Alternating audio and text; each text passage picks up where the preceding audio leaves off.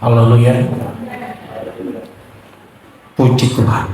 Baik, Bapak Ibu Saudara sekalian, kita membuka Alkitab kita masing-masing dari Injil Matius pasal yang ke-9 di ayat yang ke-9.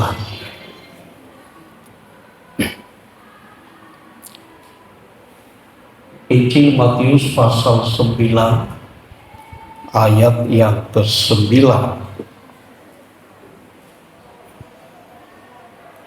Kita akan baca bersama-sama ayat ini 2, 3.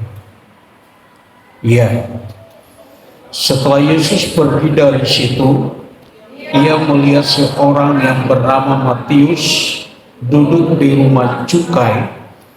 Lalu ia berkata kepadanya, "Ikutlah aku." Maka berdirilah Matius lalu mengikut dia. Puji Tuhan. Bertumbuh dan semakin dewasa. Itulah tema khotbah hari ini yang akan kita bicarakan, Bapak Ibu Saudara sekalian. Sekali lagi, bertumbuh dan semakin dewasa adalah hal yang sangat menyenangkan bagi orang tua melihat pertumbuhan dari setiap anak-anaknya. Ketika seorang bayi bisa tengkurap, tertelungkup, ketika kemudian dia mulai belajar untuk merangkak, sampai kemudian ketika anaknya mulai belajar untuk berjalan, sekalipun dengan tertatih-tatih, kadang jatuh, tetapi orang tuanya memiliki satu kesenangan tersendiri. Beberapa waktu yang lalu,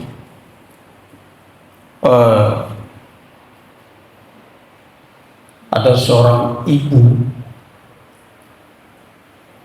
Ito kami yang di Seborong-borong.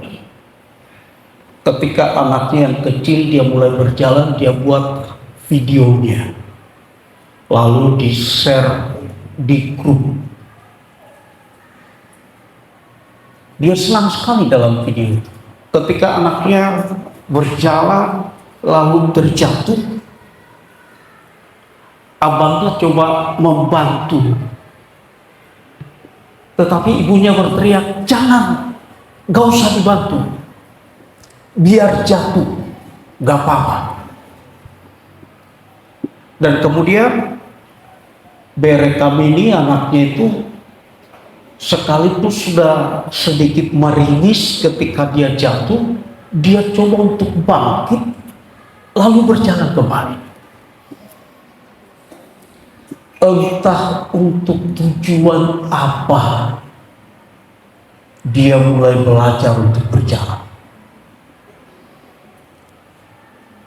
Dia mulai belajar untuk berbicara, sekalipun kata-katanya tidak jelas dan tidak beraturan, tetapi orang tuanya sangat senang.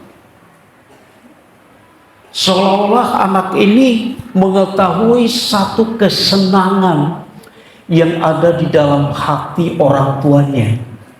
Dia terus berbicara, sekalipun tidak beraturan. Dia coba untuk terus berjalan, sekalipun jatuh bangun. Dia merangkak dan dia melakukan banyak hal. Sekali lagi, Entah untuk tujuan apa, anak kecil tersebut tidak tahu. Yang dia tahu, dia mau coba buka mulutnya untuk berbicara. Yang dia tahu, ketika ibunya memberikan semangat untuk berjalan, dia mulai belajar untuk terus berjalan. Sekali lagi, setiap orang tua sangat senang mengamati dan memperhatikan pertumbuhan dari setiap anak-anak. Sama halnya dengan ketika Tuhan Yesus memanggil murid-muridnya. Yesus berkata, ikutlah aku. Tanpa pikir panjang, murid-muridnya mengikuti. Entah untuk tujuan apa, mereka belum tahu.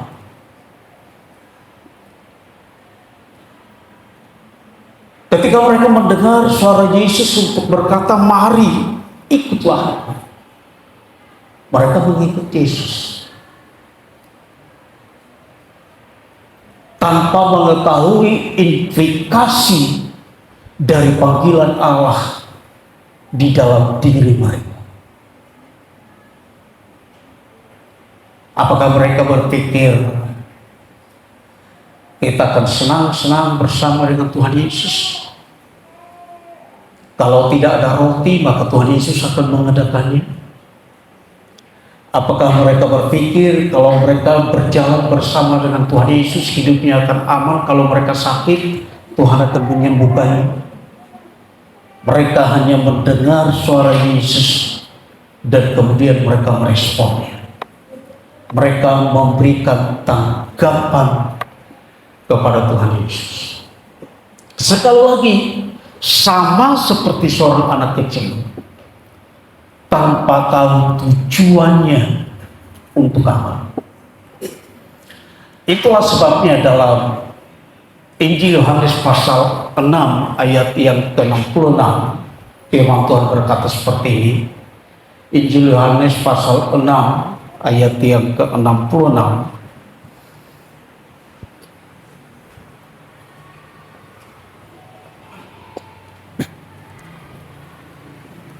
Kita baca bersama-sama ayat ini 2-3 ya.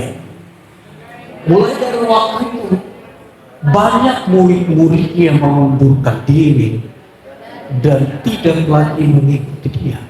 Kenapa? Sebab ketika mereka dipanggil dan mereka mengikuti Yesus, mereka tidak tahu tujuannya untuk apa. Mereka hanya berjalan saja kemana Yesus pergi.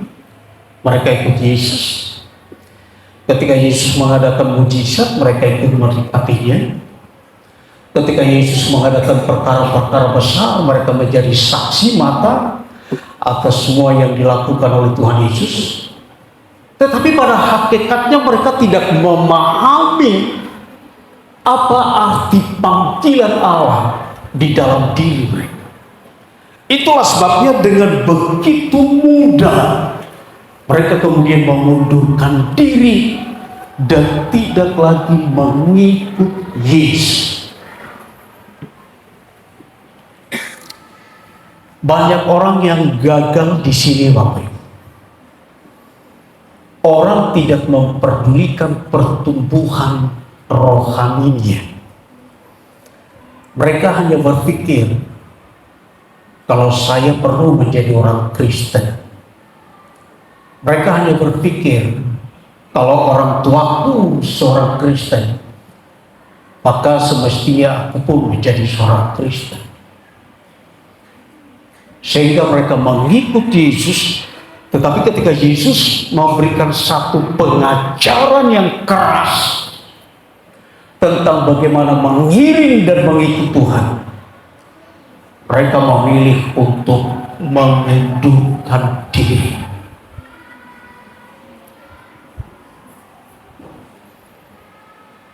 Kenapa? Sekali lagi, mereka tidak memahami arti dari panggilan Tuhan Yesus. Saudara akan stres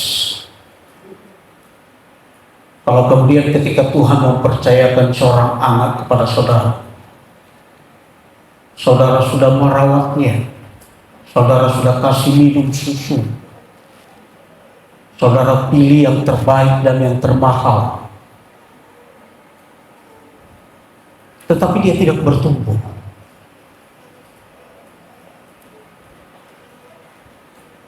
Saudara, setidaknya saudara akan bingung, Bapak Ibu. Ini kenapa? Ini kenapa? Kurang apa lagi? Saya harus mengurusi. Makanya saya katakan, setiap orang tua ketika mengamati pertumbuhan dan perkembangan anak-anaknya, itu menjadi satu perkara yang sangat menyenangkan di dalam diri. Haleluya, haleluya. Dan saudara bisa bayangkan apa yang dialami oleh Tuhan Yesus tentang diri saudara kalau saudara tidak memiliki pertumbuhan iman.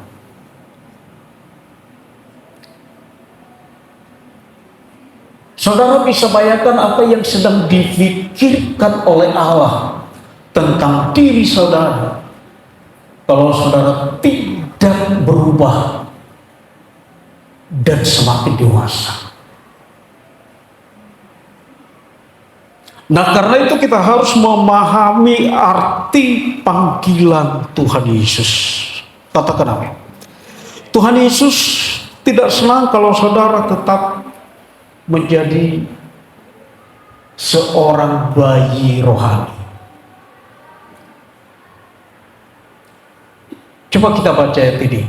Efesus pasal yang keempat, ayat yang ke-14.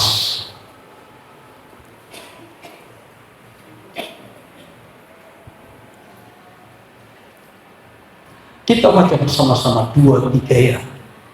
Sehingga kita bukan lagi anak-anak yang diombang-ambingkan oleh rupa-rupa angin pengejaran, oleh permainan palsu manusia dan kelicikan mereka yang menyesatkan. Kenapa? Kenapa Allah tidak senang kalau saudara tidak bertumbuh dan saudara tidak menjadi dewasa? Kenapa Allah tidak mau melihat saudara tetap seperti anak-anak, memiliki sifat dan sikap seorang anak? Kenapa? Karena anak-anak itu begitu mudah diombang-ambingkan oleh rupa-rupa angin pengejaran.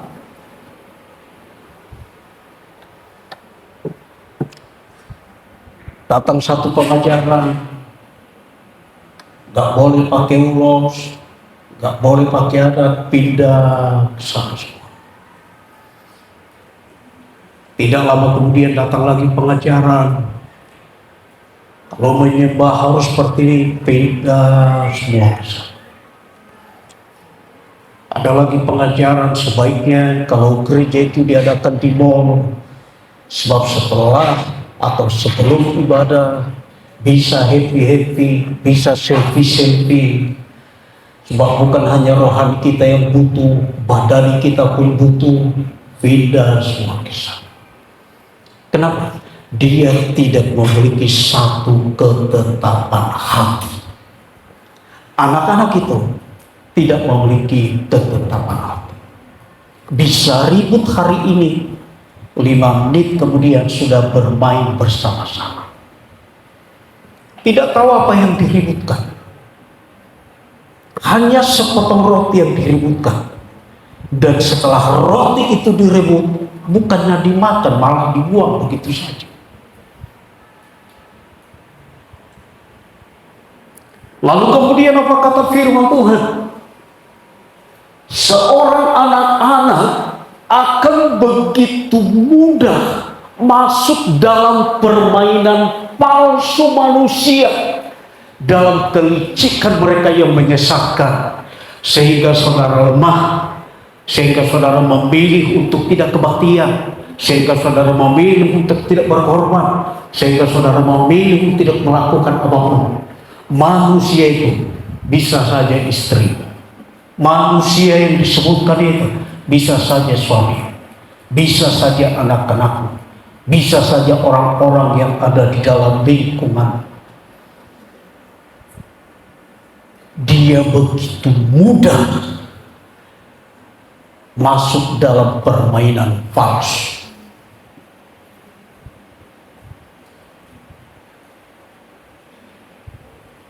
Sebentar A, sebentar B, sebentar C, sehingga setiap ucapannya tidak bisa untuk dipegang.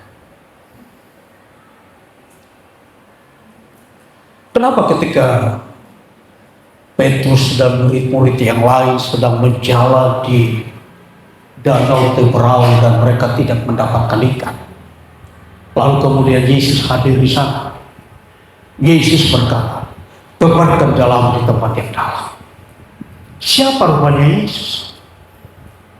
Yesus hanya seorang anak tukang kayu. Yesus tidak pernah memiliki pengalaman bagaimana cara menangkap ikan. Tidak pernah. Sedangkan Petrus, kegiatan sehari-harinya, usaha sehari-harinya yang mereka lakukan adalah menangkap ikan. Dan dia berkata, "Guru, telah sepanjang malam kami bekerja keras dan kami tidak menangkap apa-apa. Bekerja keras tetapi hasilnya tidak maksimal." Tetapi kemudian dia berkata, "Tetapi karena kau yang menyuruhnya, aku akan menebarkan jalan." Haleluya. Saudara dapat melihat di sini bahwa perkataan yang dikeluarkan oleh Yesus itu dapat dipercaya. Ucapan yang disampaikan oleh Yesus itu dapat dipercaya. Ketika seseorang tiba pada satu tingkat kedewasaan yang penuh, ucapannya harus dapat dipegang. Kata-katanya harus dapat dipercaya.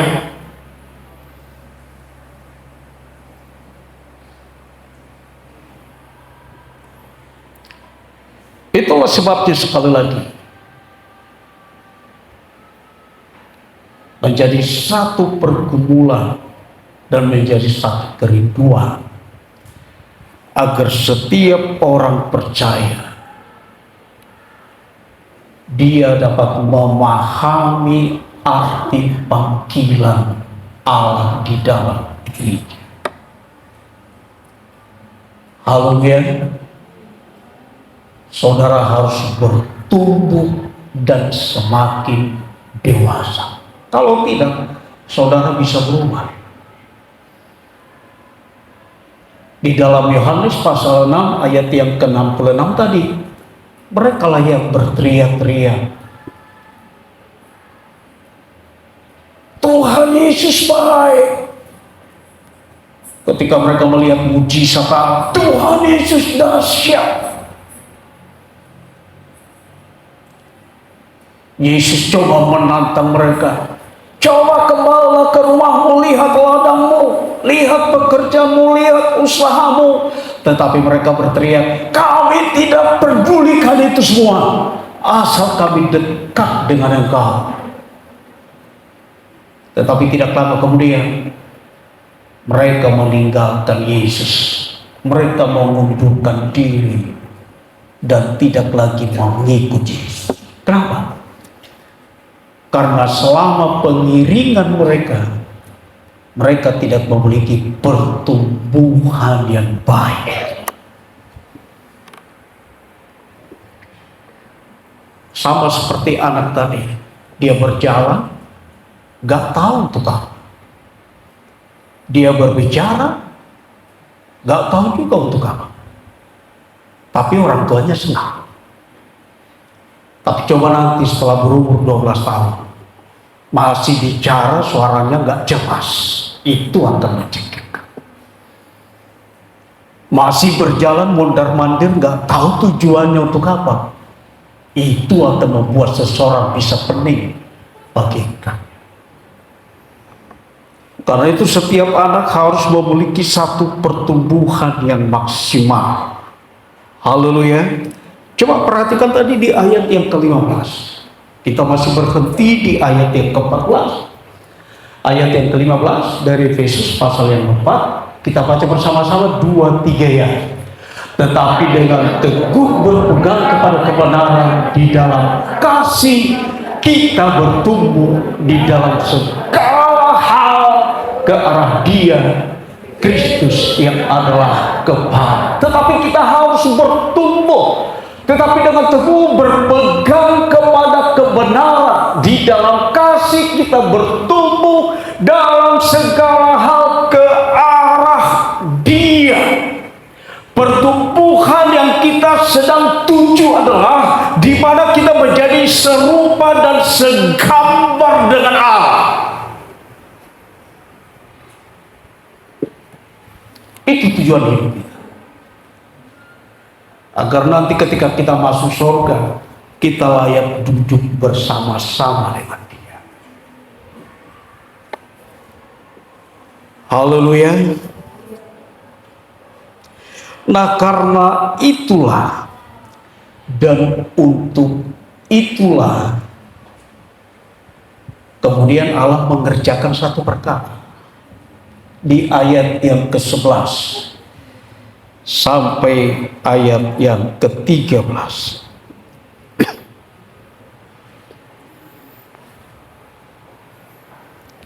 Efesus pasal 4 ayat yang ke-11. Kita baca bersama-sama 2-3 ya. Dan ialah yang memberikan baik rasul-rasul maupun nabi-nabi, baik pemberita-pemberita Injil maupun gembala-gembala dan pengajar-pengajar. Waktu Tuhan Yesus tidak terlalu banyak, karena Dia harus mengerjakan satu perkara yang tidak dapat dikerjakan oleh siapapun, yaitu memberikan keselamatan untuk saya dan saudara. Haleluya. Tetapi sekali lagi, pekerjaannya tidak berhenti. Tujuan dari apa yang Dia inginkan untuk terjadi dalam setiap diri orang percaya itu tidak berhenti. Itu harus menjadi satu proyek yang harus dikerjakan sampai Tuhan Yesus Kristus datang untuk yang kedua kalinya. Katakan amin. Dan untuk itulah kemudian Dia mempercayakan pekerjaan itu kepada siapa?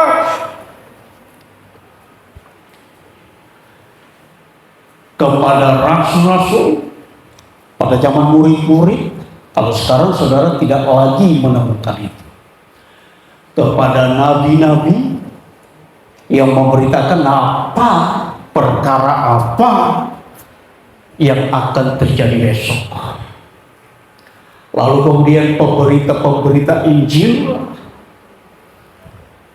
Makanya ada KKR di lapangan Benteng, ada KKR di lapangan Merdeka, ada KKR penginjil memberitakan Injil kebenaran firman Tuhan. Lalu kemudian dialah yang mengangkat gembala-gembala. Makanya seorang gembala tidak bisa mengangkat dirinya sendiri. Seorang gembala adalah satu kepercayaan yang dipercayakan oleh Tuhan. Ada guru-guru yang mengajar untuk apa? Di ayat yang ke-12.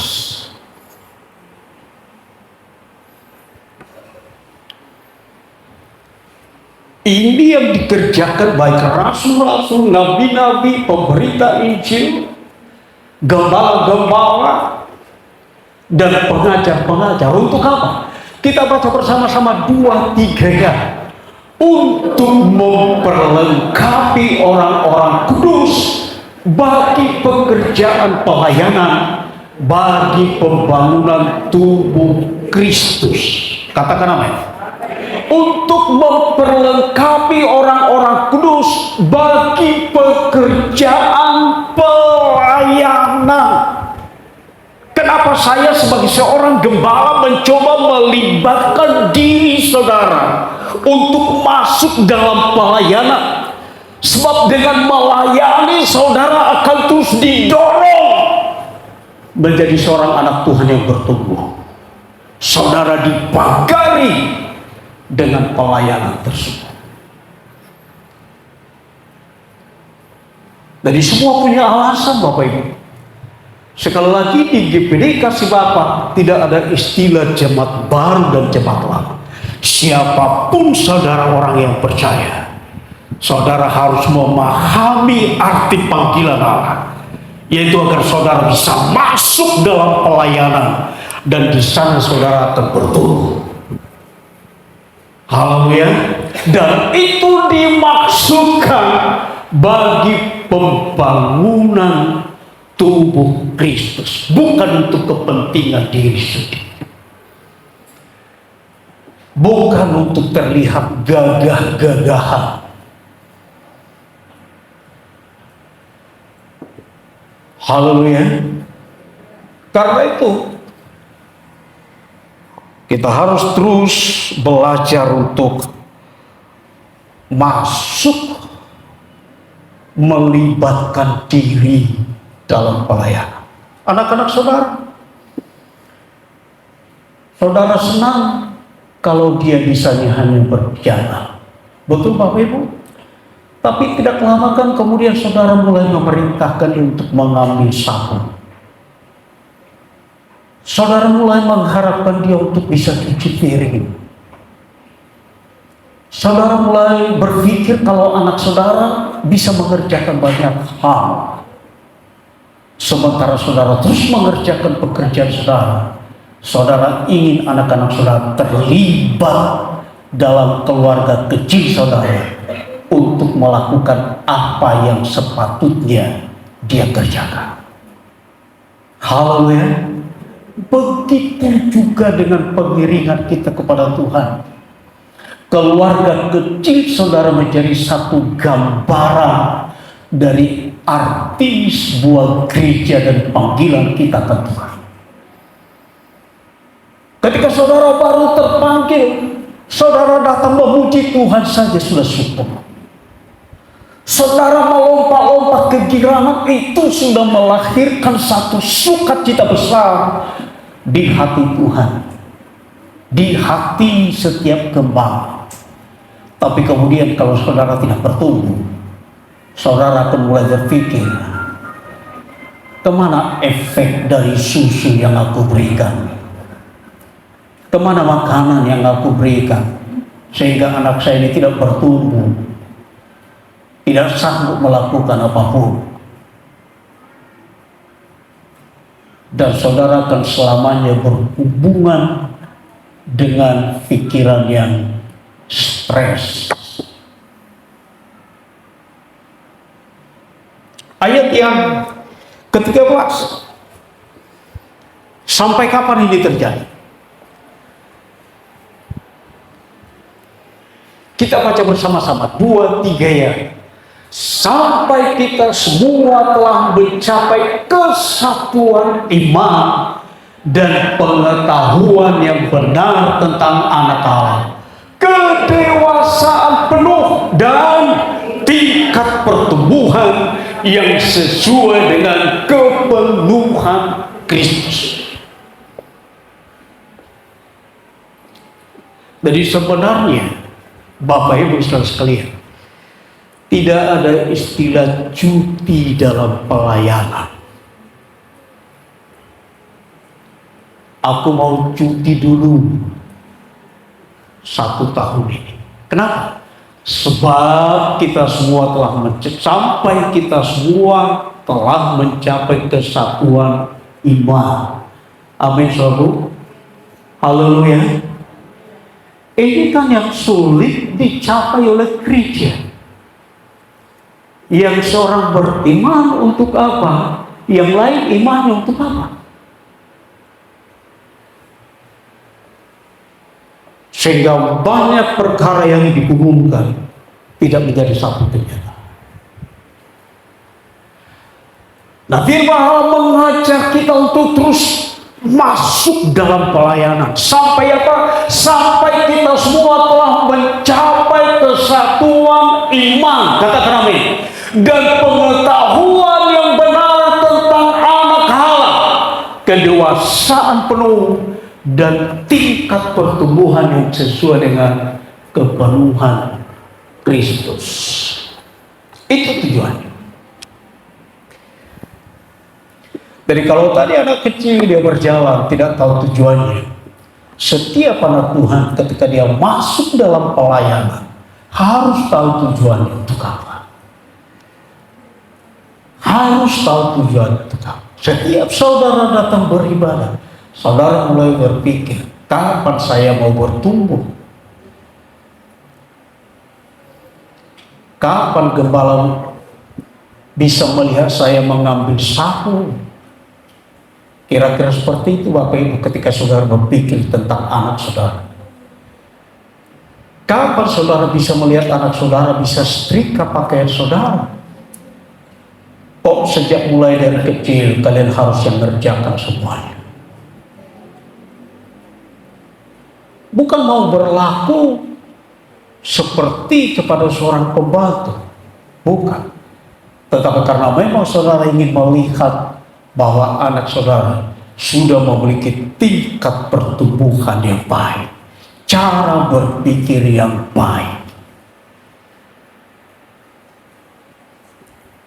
sehingga saudara harus melakukannya. Haleluya. Mulai anak-anak saya masih kecil selalu ada pengerja di pastor. Mulai kita masih merintis di sana. Dari STT BMW. Tapi anak-anak saya tetap saya ajak untuk memiliki tanggung jawab. Sampai sekarang mereka cuci baju mereka sendiri, biarpun ada pengerja. Kenapa? Karena sudah terbiasa. Mereka sudah dilatih.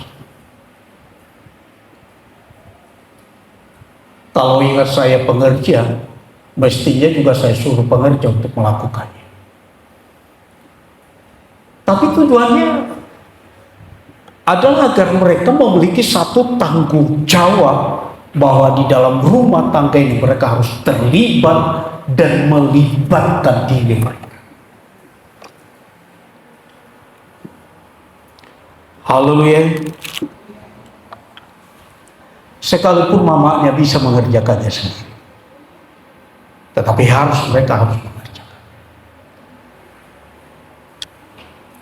Saya kalau disuruh pilih, suruh pemimpin pujian atau pengkhotbah, saya pilih pemimpin pujian. Dari waktu saya masih muda, saya bisa pemimpin pujian. Tapi saya lebih suka kalau ada jemaat yang melibatkan dirinya untuk bekerja.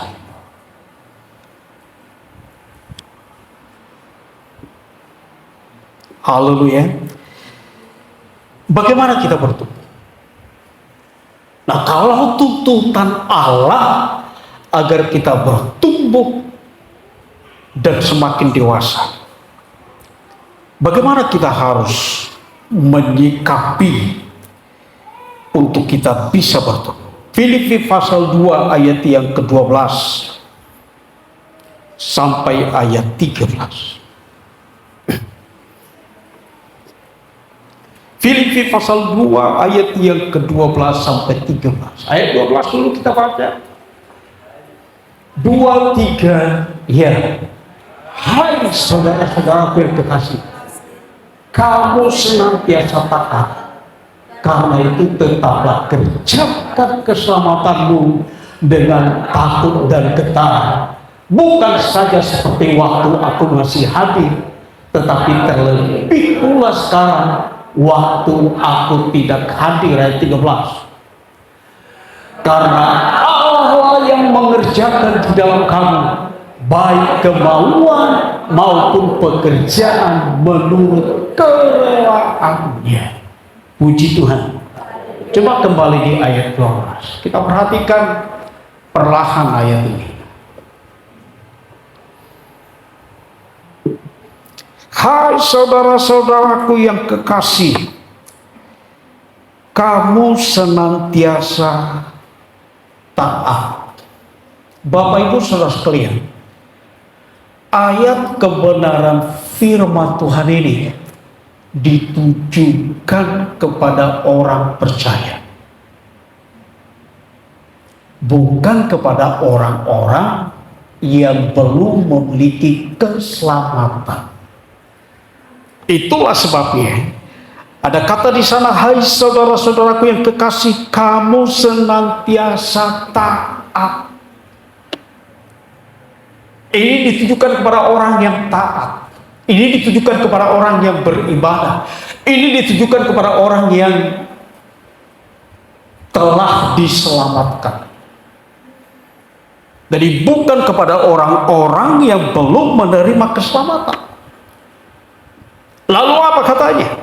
Karena itu tetaplah kerjakan keselamatanmu dengan takut dan gentar.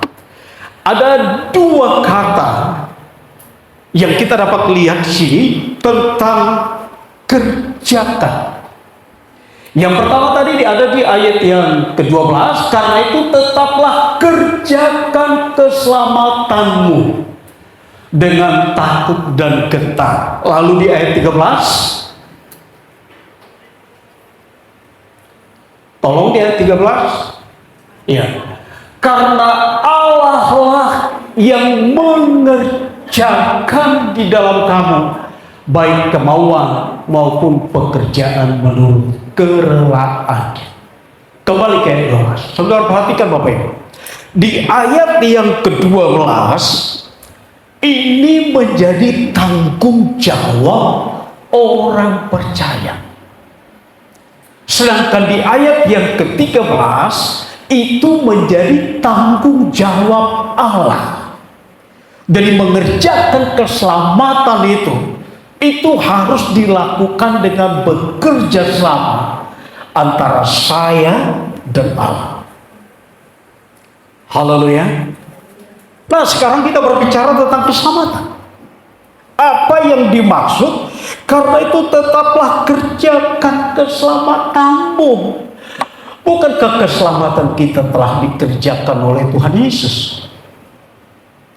Bapak Ibu, saudara tidak perlu menambahkan sedikit pun upaya untuk mendapatkan keselamatan.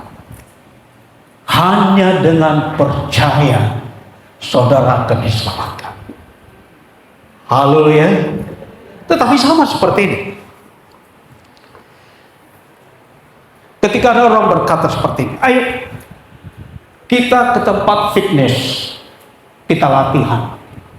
Itu untuk membentuk otot-otot kita. Ayo kita jalan pagi, lari-lari kecil untuk membentuk tubuh kita. Saudara perhatikan di sini. Kita sudah punya tubuh, tetapi kita harus mengerjakan tubuh kita. Biar bagaimana? Biar berotot, biar terbentuk, biar menjadi lebih kuat, dan biar menjadi lebih baik. Haleluya. Jadi ketika saudara berolahraga bukan untuk mendapatkan tubuh. Ketika saudara mencoba untuk membentuk otot-otot saudara, itu bukan berarti saudara melakukannya untuk mendapatkan sebuah tubuh. Allah telah memberikan engkau sebuah tubuh dan engkau harus mengerjakannya agar tubuhmu menjadi lebih baik. Haleluya. Itu yang dimaksudkan. Ketika firman Allah berkata, kerjakanlah keselamatan. Ketika engkau percaya, engkau telah menerima keselamatan itu. Keselamatan menjadi milikmu. Katakan amin. Tetapi engkau harus mengerjakannya menjadi sebuah bangunan yang indah, sehingga engkau benar-benar bertumbuh di dalam Tuhan. Haleluya. Hai saudara-saudaraku yang kekasih, kamu senantiasa taat. Karena itu tetaplah kerjakan keselamatanmu dengan takut dan gentar. Jangan berhenti. Engkau harus terus melakukannya. Haleluya. Seorang olahragawan yang sejak dari masa mudanya dia melatih seluruh otot-ototnya, tubuhnya. Nanti kalau di usia yang ke-60 dia berhenti total, itu tubuhnya akan berubah menjadi tidak baik. Dia harus terus melakukan. Begitu juga dengan keselamatan kita. Jadi sekali lagi, ketika saudara melayani bukan untuk mendapatkan keselamatan. Katakan amin.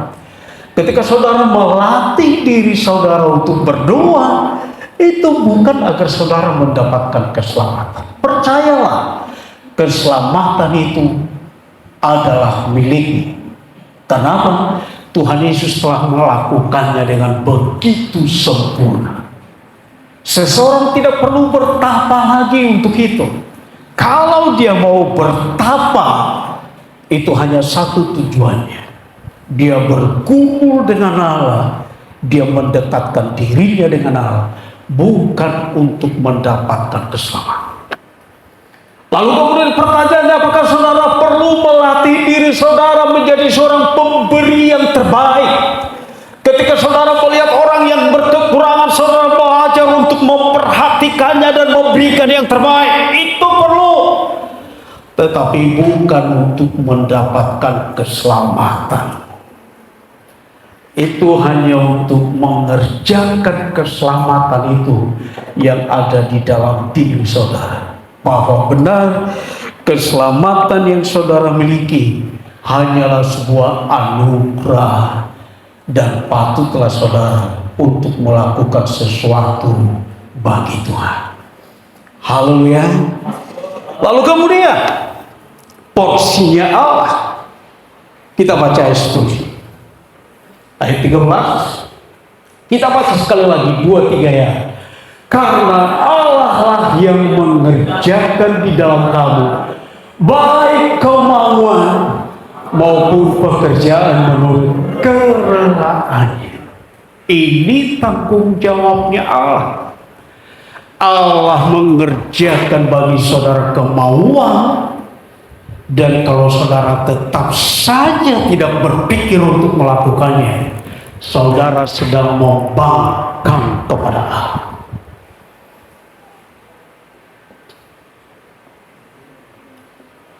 Haleluya. Karena Allah yang mengerjakan di dalam kamu baik kemauan maupun pekerjaan menurut kerelaannya. Dia mengajar saudara, ayo terlibatlah dengan pelayanan. Saudara tidak mau, berarti saudara sedang menantang kehendak Allah. Kemauan itu sesungguhnya telah dikerjakan Allah bagi diri saya. Sehingga ketika belum ada jemaat pun, kami tetap komitmen untuk melayani.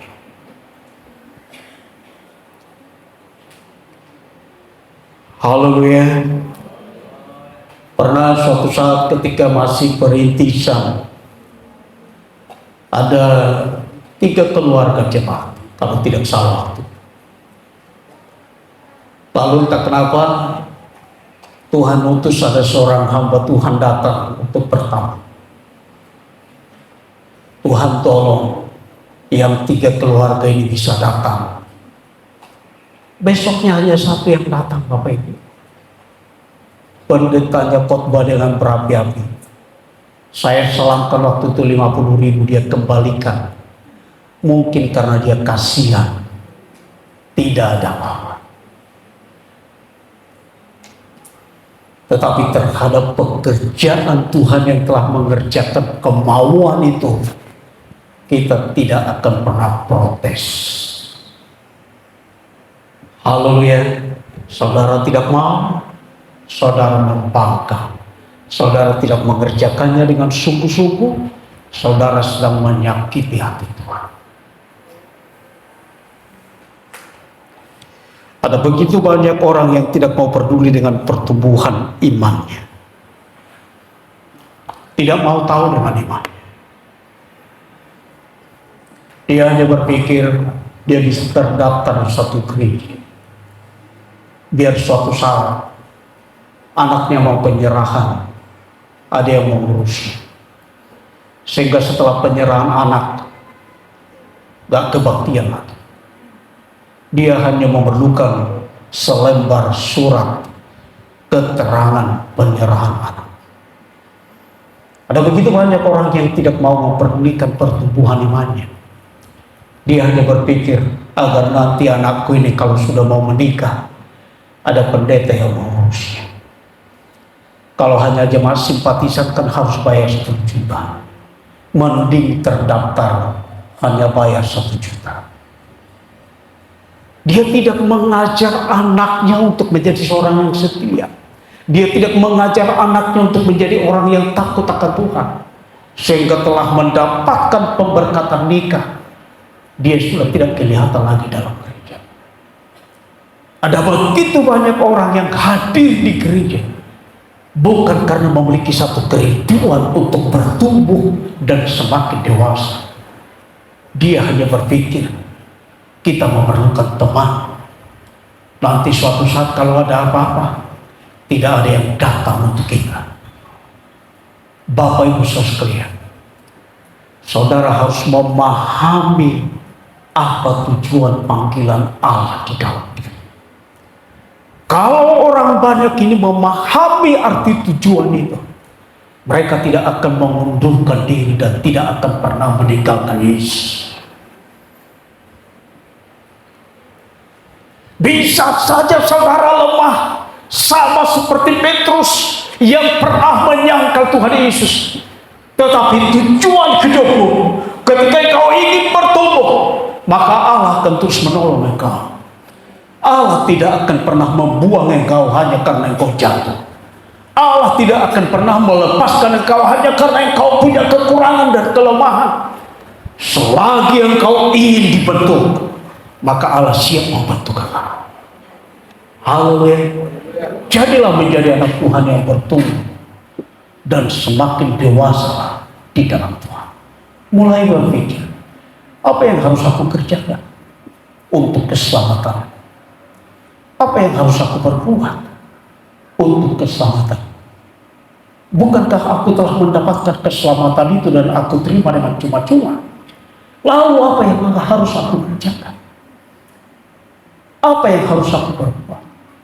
Seorang anak yang memahami tentang apa yang dilakukan orang tuanya kepadanya sejak masa kecil akan berpikir bagaimana kelak kemudian dia akan menyenangkan hati orang tuanya. Hanya orang-orang yang memahaminya. Tetapi orang yang tidak memahami, dia telah banyak orang yang tidak peduli, membiarkan orang tuanya terlantar. Bahkan ada yang membunuh orang tuanya, menyingkirkan orang tuanya. Kenapa? Karena mereka tidak memahami kenapa mereka lahir di tengah-tengah keluarga. Dan kalau saudara sudah dilahirkan menjadi satu keluarga dalam kerajaan Allah, semestinya saudara sudah berpikir untuk mengerjakan keselamatanmu di dalam Tuhan. Haleluya. Sekali lagi saudara, ketika saudara melakukan sesuatu bukan untuk mendapatkan keselamatan, saudara sudah mendapatkan. Itu hanya kemurahan Tuhan. Yang saudara kerjakan adalah bagaimana saudara menata sebuah bangunan yang indah di atasnya, sehingga orang dapat melihat bahwa benar saudara sekalian adalah orang-orang yang sudah diselamatkan oleh Tuhan. Boleh berikan tepuk tangan.